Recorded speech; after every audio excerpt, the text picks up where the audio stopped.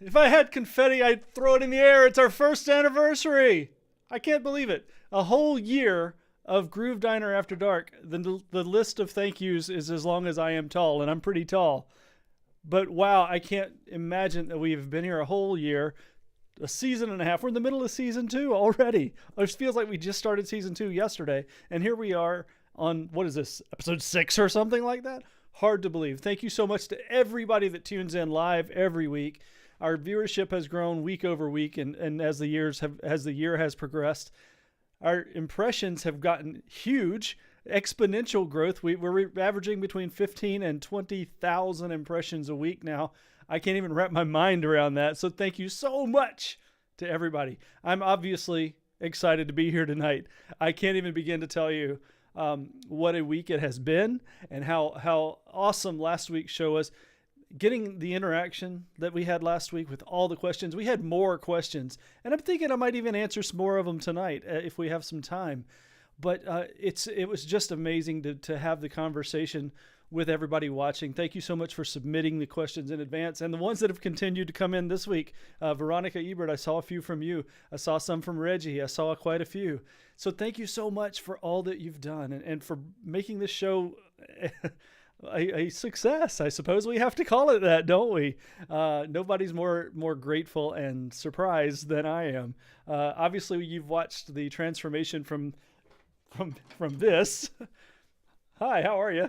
to from one iPhone to 2 iPhones to suddenly, we've got 5 cameras and full microphones and all kind of things here.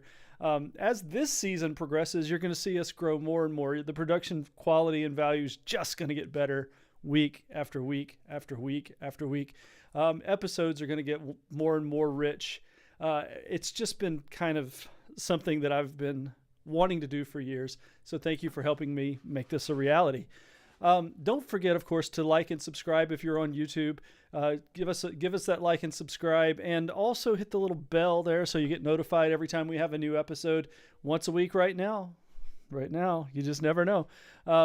I see over here that Dan is telling you to email us more questions or comments. Please do at groovedinerafterdark@gmail.com. That'll get it right to us, and we can take care of that.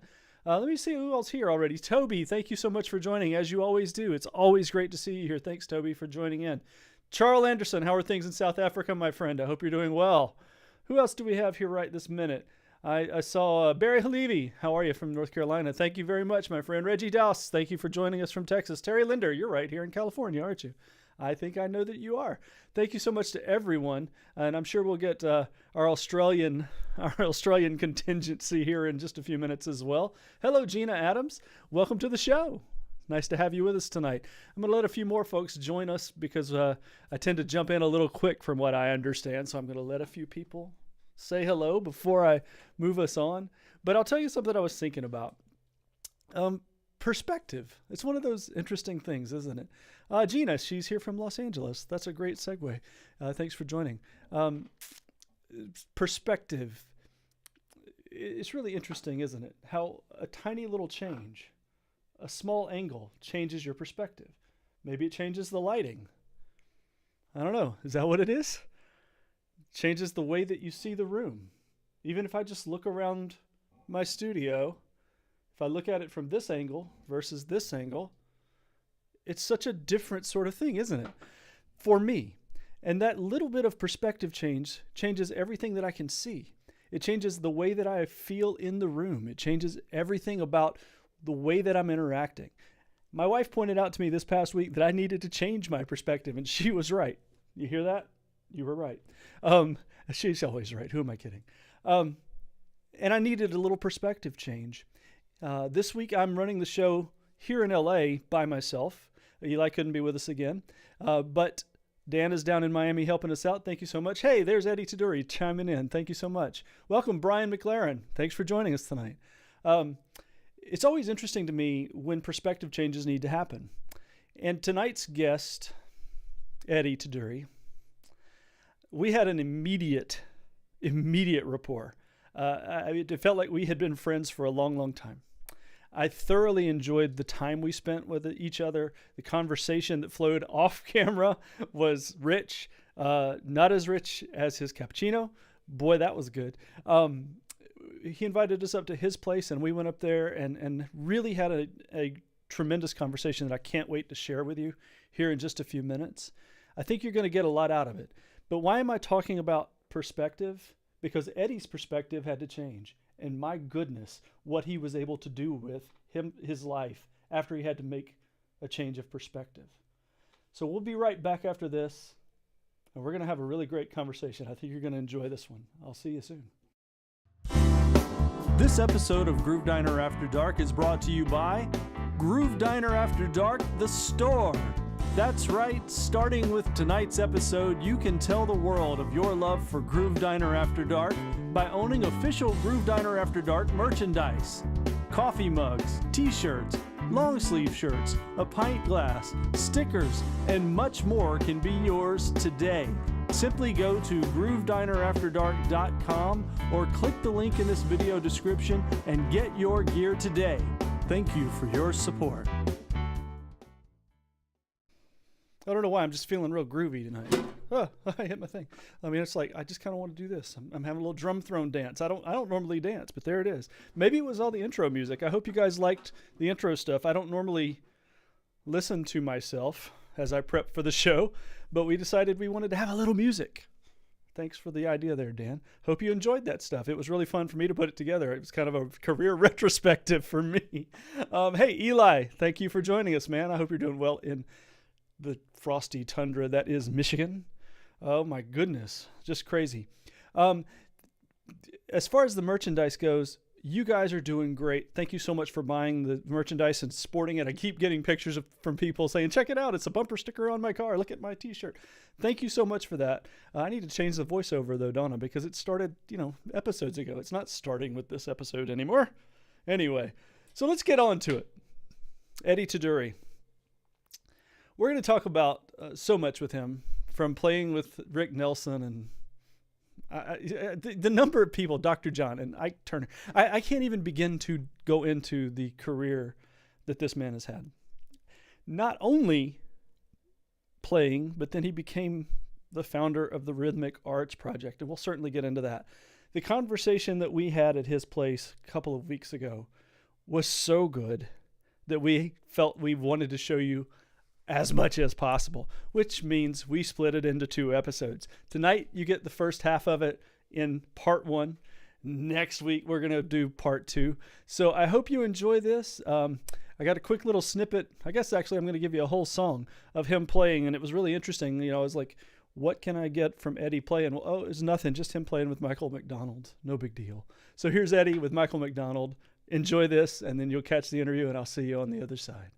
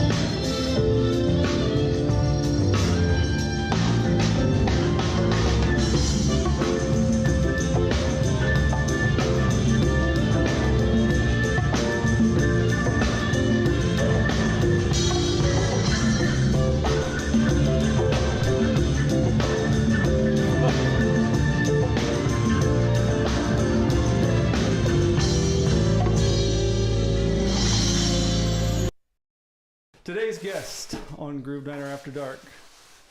It's interesting. Sometimes you get to meet people that are truly legends in your field. Today's one of those days. Eddie Taduri. What a story. What a career. We're going to cover as much as we can in the next few minutes because you guys are going to want to hear this. We're going to have him back next season. That's how good the stories are, okay? And Eddie doesn't even know that part yet. What stories? I know, right? We've invited ourselves back. Yes, we have. You told me I couldn't tell those kind of stories. Well, some of them you can. We actually took the road trip up. We took the road trip up to Santa Barbara to Eddie's place. Thanks for having us, Eddie. Welcome to the Groove Diner. Welcome to it's not me, it's the coffee. I know. I know it's my cappuccino. The cappuccino was serious, man.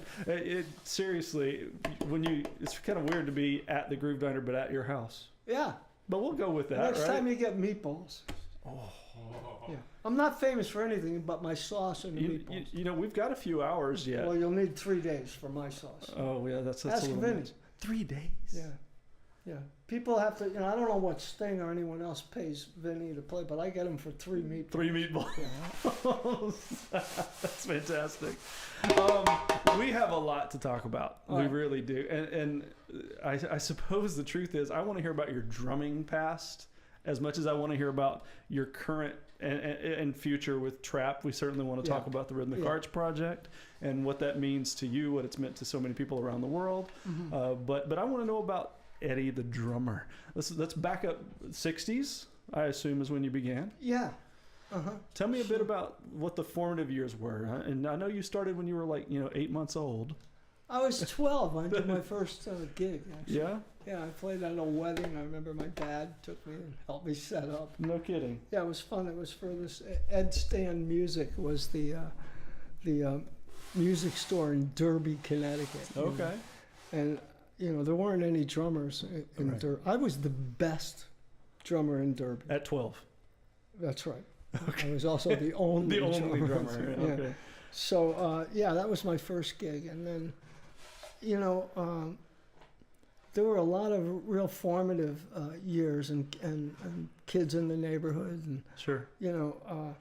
we had a lot of fun. We had a band with some other Italian kids in my neighborhood, and we played at the local theaters. And I remember the band was called the Electrons, and then they called me the Little Neutron, and to put a Day-Glo paint on my sticks and make me do drum solos. Oh, that's fantastic. With Day-Glo lamps. That's fantastic. So yeah, it was fun. It was really fun. What kind of music did you play? In those days, it was instrumentals. No one in that band sang. Okay. And then the next band was kind of there were a lot of different bands. Sure. I had a record deal at 16. Did you? With a band called the East Coast Journeymen. I don't know why we couldn't think of another name. Well, that's a name. And we were signed to Roulette Records Were you? in New York. And we had a song called Down, Down, Down. Okay. And it went down and off the charts before it ever. But all our friends in our little town, everybody knew it, and it was great. And you could hear yourself for the first time on the radio. Oh, right. I remember that moment. It was thrilling. Of course. Really thrilling. Yeah. And one thing led to another. I mean, fast forward a little bit, I was with another band from Bridgeport, and we worked around, and we got a call to do, there was a band years and years ago, I'm even really dating myself, but it was called Cannibal and the Headhunters. Okay. They were from here, Okay. from East LA. Got it. And they had a band, they had a *1 record called Land of a Thousand Dances. Sure, I know that song. Yeah. So we asked to tour with them, and the last part of that tour was a Murray the K show at the Brooklyn Fox. Okay. Murray the K was the DJ who brought the Beatles to America. No kidding. He was very famous in those days. Right. He had everyone listened to Murray the K, And this show went on for 10 days at Christmas time. It was in 1965. Right. I was about 17. Yeah. And it was an R&B show, which was the music I played. Sure. And I knew when all the other kids were growing their hair long, and I had I had my hair dyed black, and in a DA, I wore patent leather shoes and sharkskin suits, and played rhythm and blues. Nice. And this gig was Wilson Pickett, and he had the #1 record, which was Midnight Hour. Of course. At the time, and then the OJs, the Fortune, the OJs, the Spinners, all black groups, Lenny Welsh, Right.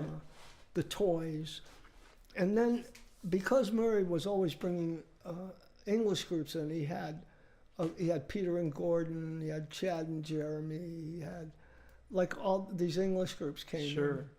in, and they were sprinkled in between the R&B show. We had a great big band, and we were all in suits, Of and then all course. these other cats were, in hippies, Right. hippie looking.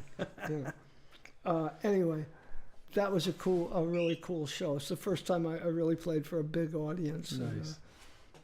I'd like to know, as a Connecticut, New York guy, what brought you to the West Coast? I mean, it seems that New York would have been the obvious. It was. Yeah, they The will obvious choice. chirp. That's Billy and Betty Boop behind you. The New York was the lure, absolutely, in the beginning. I mean, we played at all the Trudy Hellers and all the New York clubs, Sure. with local bands. Right. We played in all these cool gigs around Pennsylvania, Massachusetts, Right. and New York, Yeah. and then it ended in the 10 days at the Murray the K show at the Brooklyn Fox, That's amazing. which was really amazing. And they had the McCoys. They had "Hang On, Sloopy." It was Yeah, I remember Rick Derringer's first band. I remember that. Sure, I So- know that song. For some reason, I didn't have my drums. I thought that the drums would be provided. It was a big pit band in New York, right? Right. And the guy wanted $50 a day for the drum. I said, I can't. That's more than I make. It's just 1965. Right. So the kid in the McCoy said, "You could use my drums, Eddie." I said, "Oh, great." So this was our first day out on stage, right? He didn't sit down. He stood up and played, and he kept his hi-hat shut. And Really? Yeah. Well, yeah. They were like, "Hang on," so, okay. and he shook his head, Right. and that was it. So I go out and we're using the whole big band. Sure. And Cannibal is like, they're incredible. They do this dance routine, and the drummer has to kick all the everything. Yeah. And I run out on stage, and there's nowhere to sit, and they're about to open the curtain, and I'm going, So somebody ran out with a chair, right? And I sat down, and then I didn't realize there was a giant horn section. So the beginning of that song is you gotta know how to pony. So it would start out da da da da, da just like a vamp da da da da. Right. Then they'd come dancing across the floor, right? And then they go, you gotta know how to pony, and the horn section went. Bop, bop. Right, those hits, right. It almost knocked me off my chair. It scared me. I bet. It really scared me. I went, oh my God. And then, and then it was cool. Right. But that was really exciting for me. And we stayed upstairs from the show because we do a show, then all these other people come down, they play with the orchestra. Yeah. And it went on every day for 10 days. No And kidding. then they kind of took me under wing because I was young, and Yeah. I hung around with Wilson Pickett's band. Sure. The drummer Buzzy Benson, and Ernest X. Smith was the bass player, and they were really great. I mean, that's where you learn how to play. Absolutely. We study, we learn, we go to our teacher every week. That's all really very important. Mm-hmm.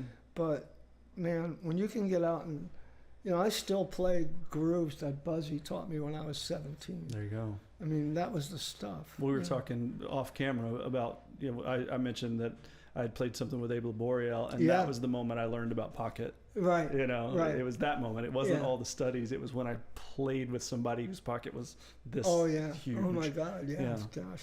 That's a completely different What a ballgame. dream gig that was. So what brought you ultimately to LA?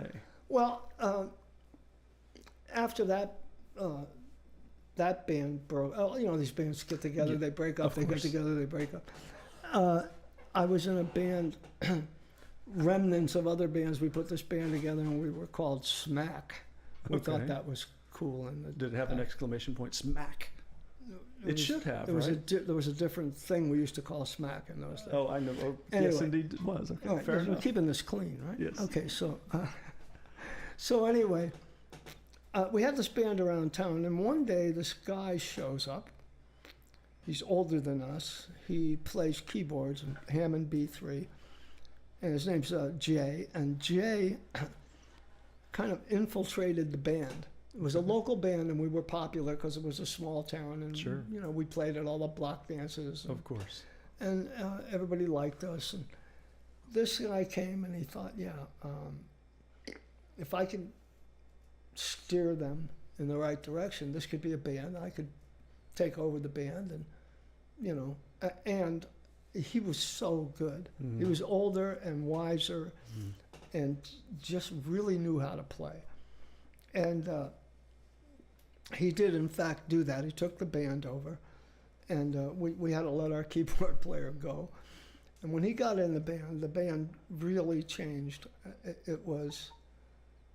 It was amazing how much direction he gave us, and how we changed, Sure. and how we learned about how to play in the pocket, Sure. and how we learned not to overplay, and not to, you know, don't play a fill there. That's a flaw in the groove. Right. Don't do that, you know.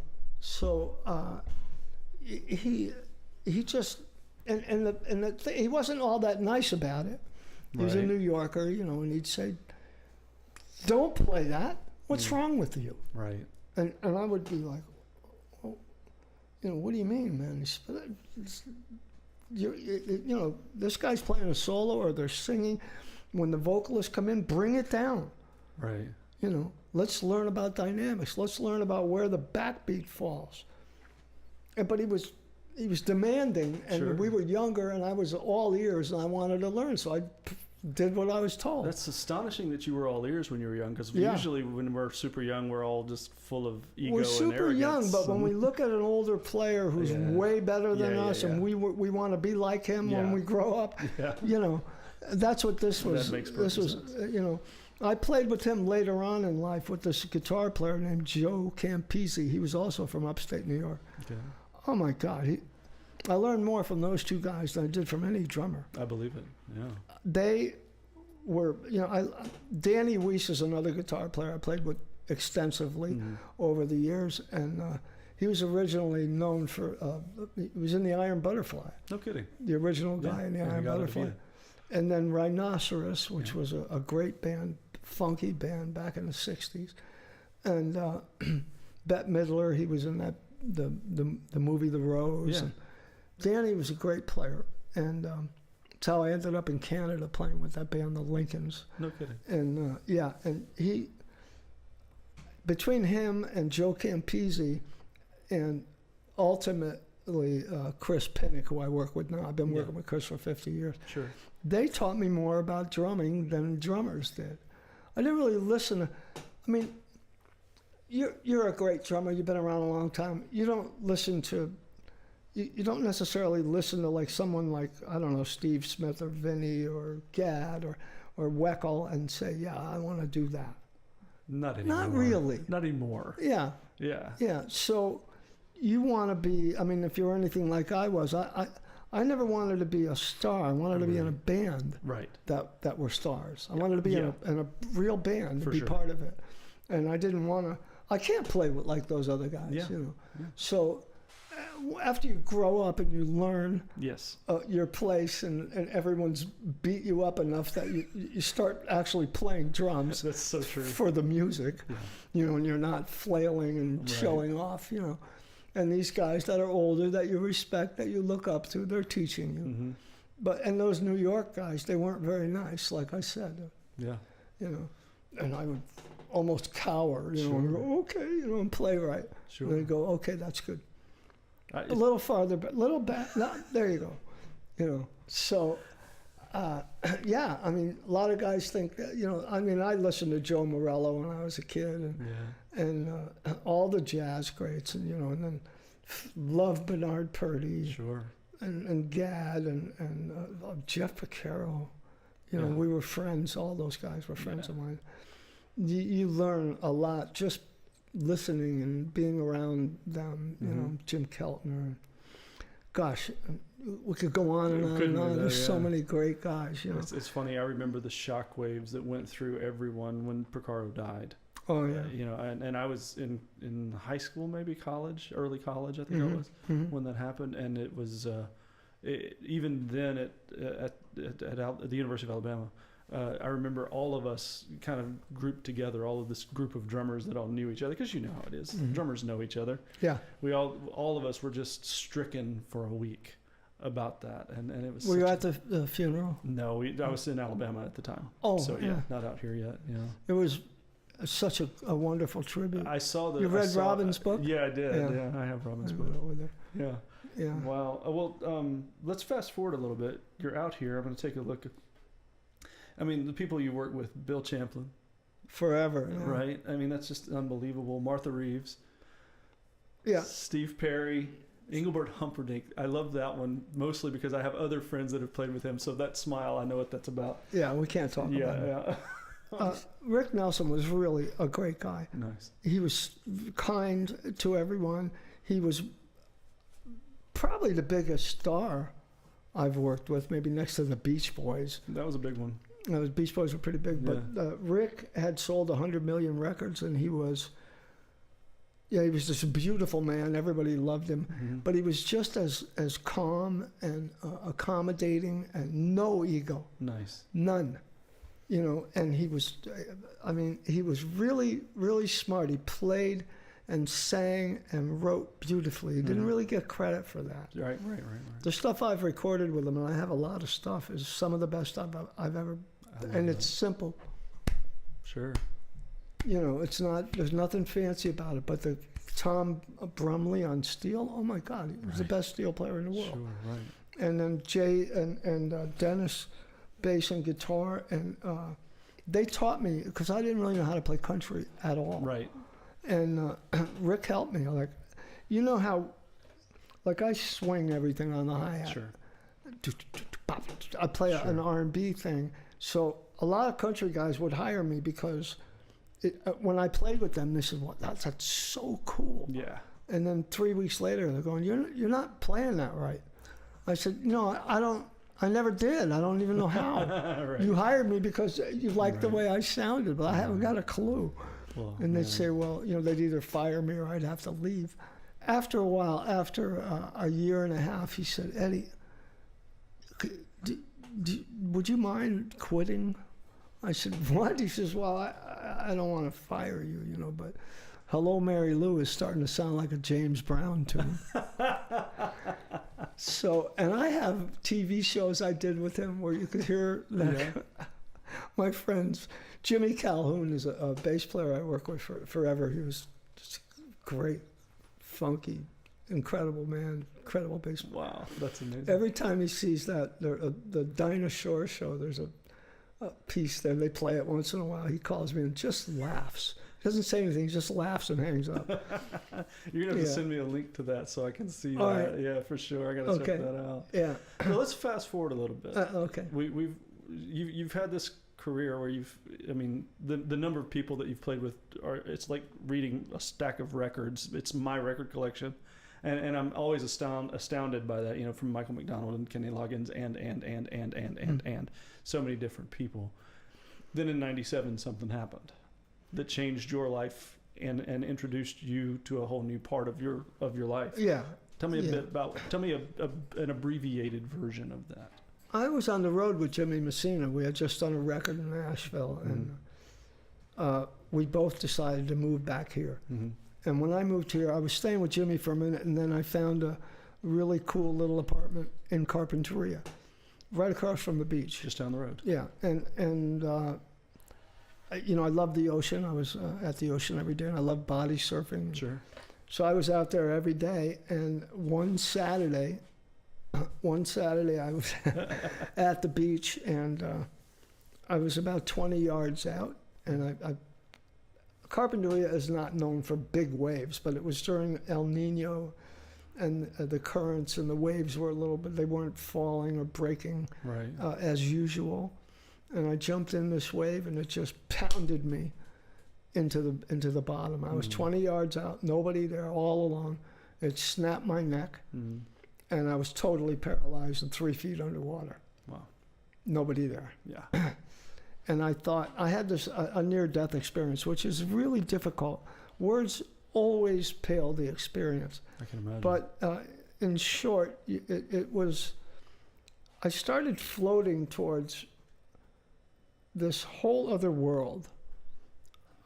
It was, there was someone there going, okay, it's time, come on.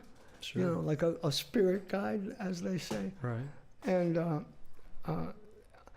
the only thing that comes close for me is it was like being in God's hot tub. It was such a beautiful feeling. I certainly didn't want to go back. Just as a sidebar, if you don't do a solo record and call it God's Hot Tub, I'm never going to speak to you again. Well, my new record, actually, that Greg Sutton and I wrote, is called Rubbing Shoulders with Angels. Okay, we'll take that. I'll play it for you. It's great. We just recorded it. So God's Hot Tub. So I'm in God's hot tub, yeah. And I could see this beautiful path unfolding in front of me. It was like this unconditional love, whatever that is. It was, you know, I had a dog for 15 years. His name was Bach. There's a picture of him on the wall over there. He and I were really close. Yeah. And, you know, everybody who's got a dog or has had a dog, if you look in that dog's eyes, it's like there's so much love that we humans would never even approach it. That's right. So when people ask me, what was it like? It finally came to me. It was like falling into my dog's eyes. Oh, wow.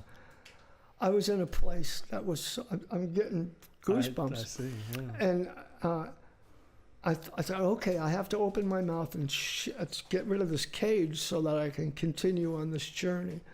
So I said, that means I'll have to drown. But okay, great. Right. Great, let me do it. So I opened my mouth to let the water in, Yeah. so I could continue. And I felt a hand lift me from the bottom and then gently carry me and place me at the shore, very gently. Yeah.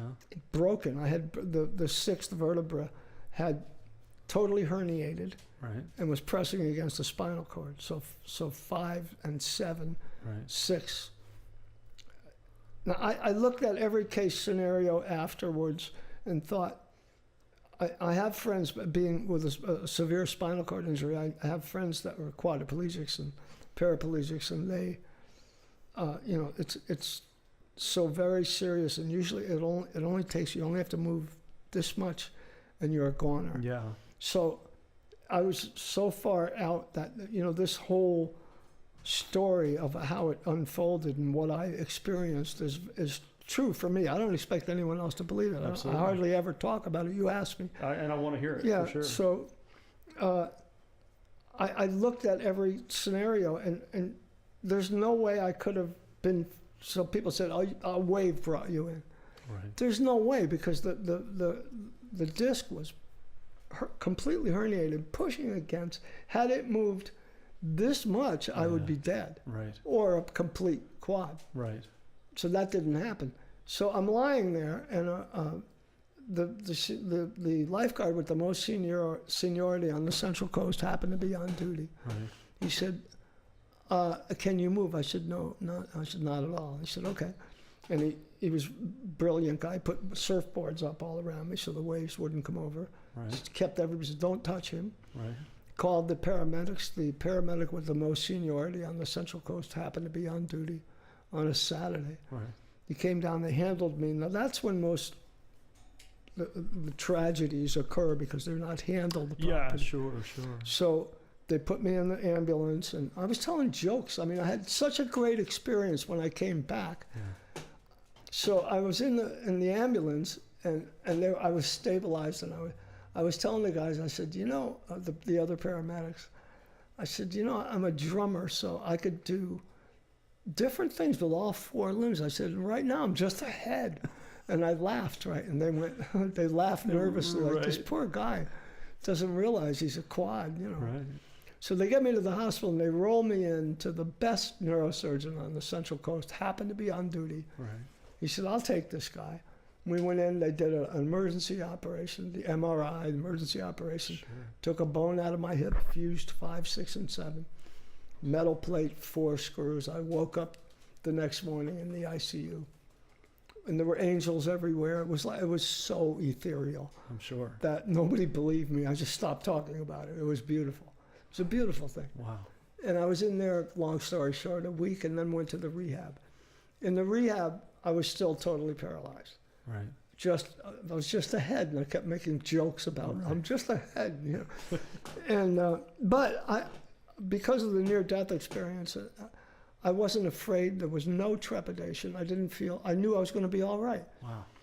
Everyone was saying, you know, this guy is very serious and Yeah, sure. complete quad. Sure. And I was saying, no, I'm fine. Believe me, I'm going to be fine. Yeah. And they were like, oh my God, you know. So they treat patients in the round. Right. All the doctors and therapists in various disciplines and the psychiatrist, everybody meets and they look at your chart and they say, okay, what can we do for Eddie? Sure. And then what can you do for Eddie? And what can the physical therapist, the occupational, you know. So, and that's how this multidisciplinary team Yeah. puts you back together again, Sure. it's a beautiful thing. So they, you know, like one of my physical therapists who taught me how to walk when I could, who I had breakfast with this morning. No kidding. Vika, yeah, we're best friends. Yeah. I love her. Sure. And you know, years and years later, I said, tell me the truth, right? Because you were in those rounds when she said, yeah, we thought you were a goner. No Everybody did. Wow. You would never walk and probably never have, you know, normal bodily functions or anything like that. I said, well, I kept telling you guys. She says, I know. After a couple of months there, in my various disciplines, I remember she was like looking, she would be in front of me, I'd be in my wheelchair, and she'd be measuring my feet. How can you move this way or that way? Yeah. And I kept telling her, this is such a waste of time. I'm going to walk. And I could see it in her eyes. She's the most beautiful woman. And I could see her compassion, Sure. but she wasn't believing me, right? Right. So one day, like the parallel bars were just across from us, and one day I said, Vika, just roll me over there. I knew I could stand up. I hadn't told anybody that yet. Okay. I said, put me on the parallel bars, and you go down the other end, and I'll walk to you. So I could see she was like, okay, I'm going to have to let this guy fall on his butt so that we can make him realize that this is serious, and we need to teach him how to live in this new normal for him. Yeah. So she did it. She rolled me over. She went to the other end. She was standing there. I was standing there. I didn't know if I could do it yet, but you knew. yeah. And I took 2 steps. And I looked at her, and she looked at me, and we both started bawling. I bet. She ran over to me, we hugged each other, and I said, okay, no more of that measuring my feet. And I said, teach me how to walk, because when you lose your legs, you don't remember. Sure. We learned it when we were a year old. Right. You know, the gait, heel to toe, pressure, how your hips move and your shoulders move another way. There's this whole dynamic, the whole mechanics of walking. Right. I had to learn over. And you know, I obviously never came back 100%. So for me, it's like 1,000%. Sure. You know, Sure. Given the what they were predicting. I mean, I don't even know what to say at the end of that story. Obviously, you know why I wanted to have 2 episodes of this story, because this is only halfway. His story about his recovery from being a quadriplegic is only part of the story.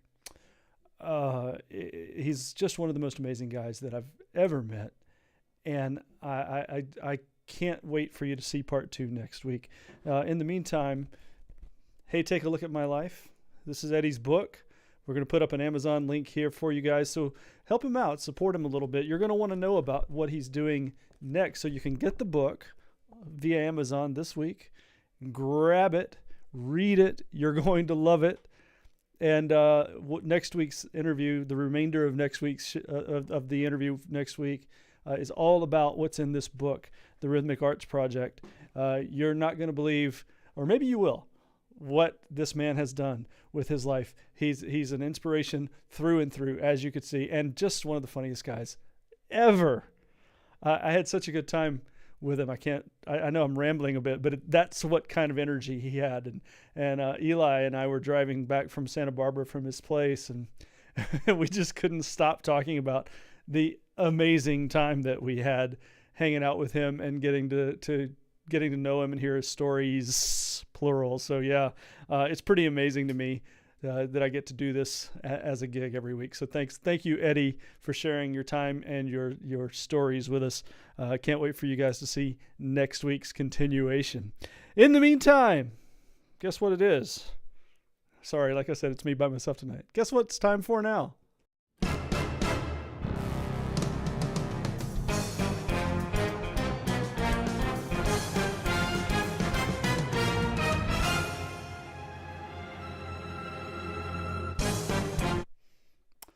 Well, like I told you, Eli couldn't be here tonight with me. This is 2 weeks now in a row. And I wanted to tell you guys that Eli lost his father this weekend. Michael Jarrah passed away. And he's with his family in Michigan, being with his mother, who has, by the way, adopted me. So I'll take that. They're a very, very tight-knit Lebanese family. And I really just kind of want to go eat lots of food. But I know that your heart as watchers and viewers of the show go out to Eli and his family, and certainly mine do as well, and Natalie's. Eli's part of my family, as you've probably figured out by now. And so I wanted to let you guys know what was going on. The show's going to look a little different for the next 2 or 3 weeks, and then we're going to take a quick little break to regroup a bit, but not until sometime next month. But I wanted to let you guys know what was going on with Eli and his family. And Eli, I love you and your whole family, and I'm very sorry for your loss. I know you're watching tonight, so thank you. And I'm already seeing condolences coming up on the screen here.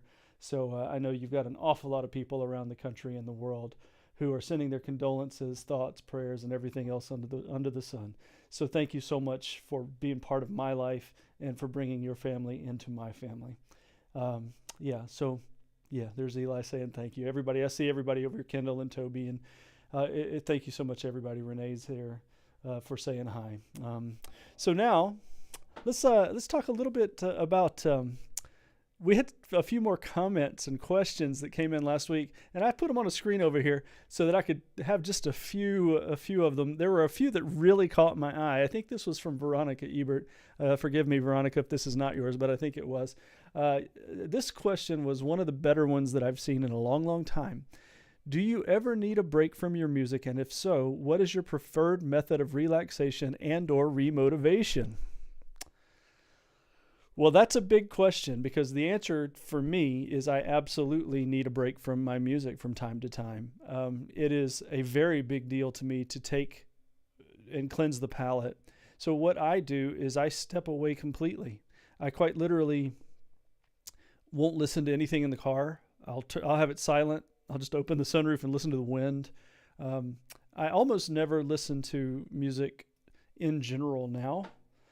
Just because it is my job. So when I listen, I tend to be very actively listening. You know, I don't sleep very well like most musicians. I'm quite an insomniac. And I think one of the things people say, we should put on some music. Really? No, musicians don't want to listen to music while we're trying to go to sleep. It engages our brain. So what I do to try to find inspiration again is, Toby's saying Star Wars. There's some truth to that. I will watch movies. I'm a giant movie, but buff is not even the right word. I'm a movie fanatic on some level. I will watch as much as I can. I love to swim, so I'll hit the pool if I can. Right now it's too cold, but I like to do things that physically engage me. It's always interesting watching myself on camera, because I see how my clothes are hanging and things like that. It's like, wait, it's like, I don't know how to fix all these things that I'm seeing, because I'm a pretty fit guy.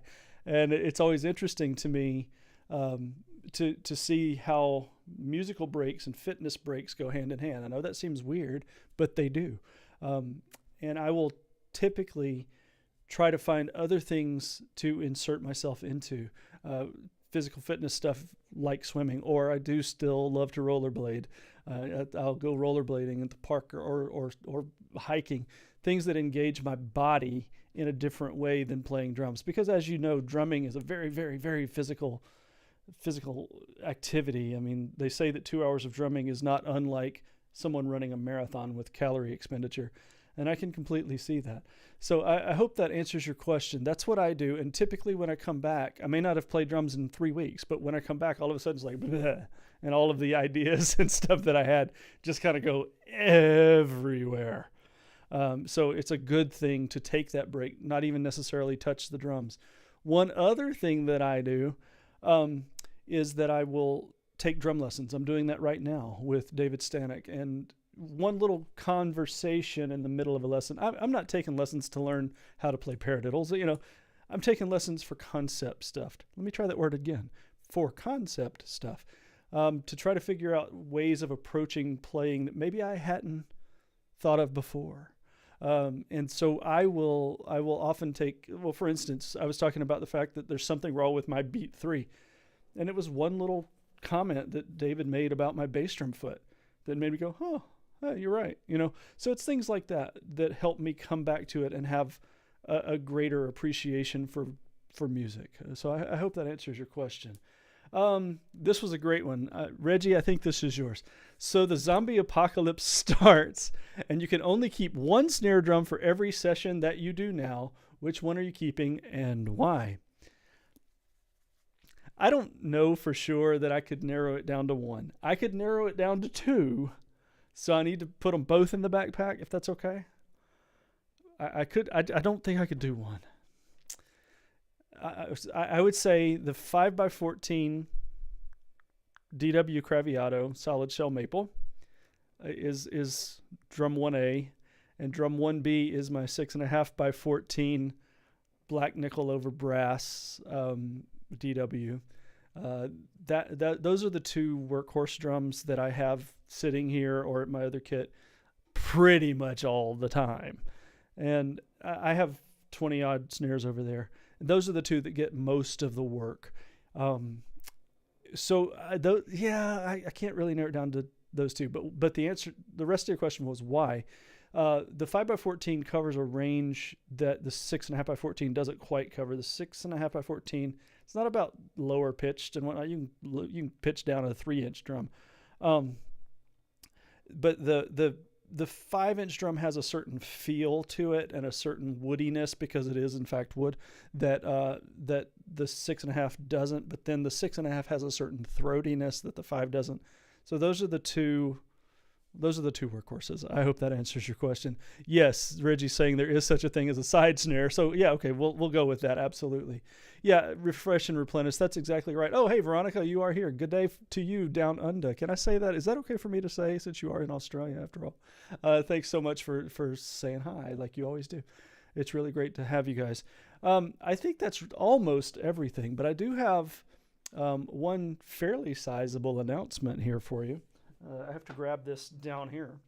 This beautiful drum set of mine, this one, yeah, this guy here, maple spruce, 9 pieces, 10 pieces, a bunch of drums, 8, 10, 12, 13, 14, 15, 16, 20, and 22. Exotic finish with gold hardware is for sale. With the full knowledge and blessing of DW Drums, the company, I will be selling this drum set to fund something else with DW. We're doing a little something, and the reason is that you might see something different next week if you tune in. This kit it's time for it to find a new home, and if you're interested in it, hit me up. You know how to find me on Facebook and whatnot. I'm pretty easy to find.